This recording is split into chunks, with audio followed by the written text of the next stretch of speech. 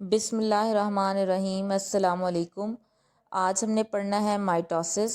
Mitosis जो process है वो एक जर्मन बायोलॉजिस्ट वॉल्टर फेलेमिंग ने 1880s में डिस्कवर किया और उसने ऑब्ज़र्व किया कि जब सेल डिवाइड हो रहा होता है तो उस टाइम न्यूक्लियस के अंदर बहुत ज़्यादा लगातार चेंजेस आते हैं।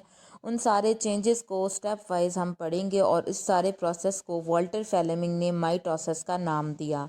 माइटोसिस एक सेल डिवीजन की टाइप है जिसमें एक सेल दो डॉटर सेल्स बनाता है और जो दो डॉटर सेल्स होते हैं उनके अंदर सेम नंबर ऑफ क्रोमोसोम्स होते हैं जो कि पेरेंट सेल के अंदर मौजूद होते हैं। अब आगे आ जाते हैं हम इसके फेजेस ऑफ माइटोसिस पे।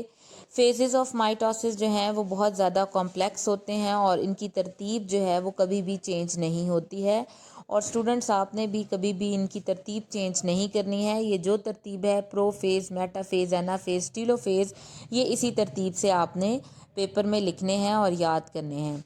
मेजर जो फेजेस हैं माइटोसिस के वो दो हैं। जब न्यूक्लियस की डिवीजन होती है तो उसको कैरियोकाइनेसिस कहा जाता है और जब साइटोप्लाज्म की डिवीजन होती है तो उसको साइटोकाइनेसिस कहा जाता है। सबसे पहले हम पढ़ते हैं कैरियोकाइनेसिस। कैरियोकाइनेसिस के फर्दर 4 फेजेस हैं: प्रोफेज, मेटाफेज, एनाफेज और टीलोफेज। सबसे पहले हम पढ़ते हैं प्रोफेज। प्रोफेज में हमारे पास आता है कि सबसे पहले जो जेनेटिक मटेरियल है वो क्रोमैटिन थ्रेड लाइक स्ट्रक्चर, जिसको क्रोमैटिन कहा जाता है, उस शक्ल में मौजूद होता है। लेकिन जैसे ही प्रोफेज स्टार्ट होता है तो ये क्रोमैटिन मटेरियल कंडेंस होना शुरू हो जाता है। कंडेंस होकर क्रोमोसोम की शक्ल इख्तियार कर लेता है।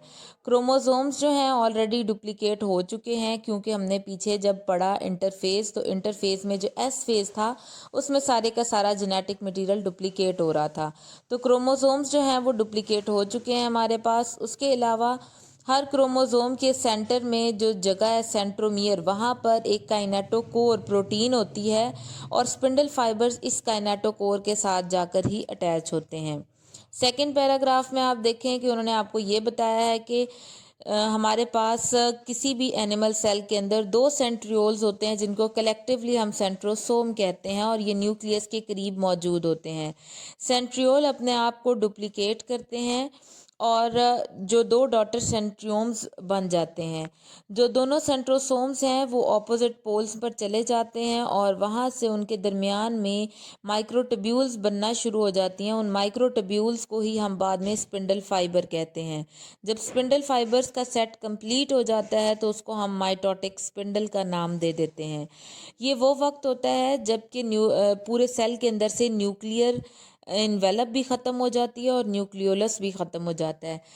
हमारे पास न्यूक्लियस के बाहर जो बाउंड्री होती है, जो दीवार होती है, उसको न्यूक्लियर इन्वेलप कहते हैं और न्यूक्लियस के अंदर एक डार्कर पोर्शन होता है जिसको न्यूक्लियोलस कहते हैं। ये दोनों के दोनों चीज़ें प्रोफेज के टाइम पर सेल के अंदर से एक दफ़ा के लिए मुकम्मल तौर पर ख़त्म हो जाते हैं और जितना भी जेनेटिक मटीरियल होता है वो साइटोप्लाज्म में आ जाता है। थर्ड पैराग्राफ में आपको ये बताया गया है कि प्लांट सेल्स के अंदर वैक्यूल्स की तादाद बहुत ज़्यादा होती है जिसकी वजह से न्यूक्लियस जो है वो एक साइड पर प्रेस हुआ होता है।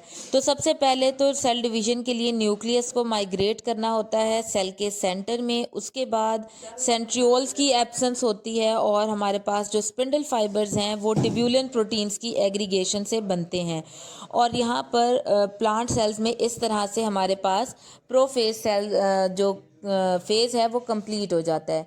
नेक्स्ट फेज़ आ जाता है मेटाफेज़। स्पिंडल फाइबर्स जब मैक्सिमम लेंथ में ग्रो कर जाते हैं तो हम कहते हैं कि उनकी सफिशेंट लेंथ हो चुकी है। उन्हीं स्पिंडल फाइबर्स में से कुछ स्पिंडल फाइबर्स को हम काइनेटोकोर फाइबर्स कहते हैं, इसलिए क्योंकि वो क्रोमोसोम के अंदर मौजूद